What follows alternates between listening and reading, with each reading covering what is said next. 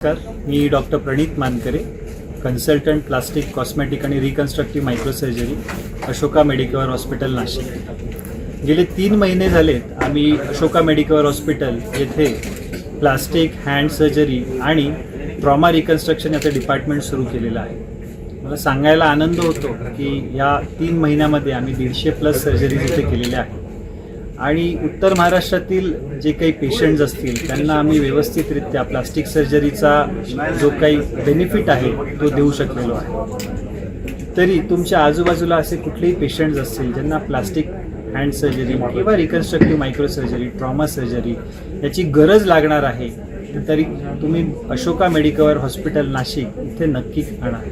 धन्यवाद सर। अशी घटना घडली तर हॉस्पिटलला किती वेळेत यावं त्या रुग्णाला?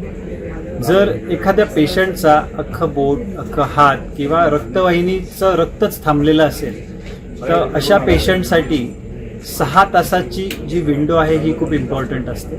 असं कुठलाही पेशंट तुमच्या अवतीभोवती असेल तर त्याला 6 तासाच्या आत आमच्याकडे आणलं गेलं पाहिजे, जेणेकरून आम्ही इमिजिएटली ते ऑपरेशन करून 6 तासाच्या आत तो रक्तपुरवठा आपण पुन्हा प्रस्थापित करू शकतो आणि त्या पेशंटला तो हात किंवा जे काही ते बोट तुटलेलं आहे ते आपण त्याला पुन्हा आपण देऊ शकतो। थँक्यू।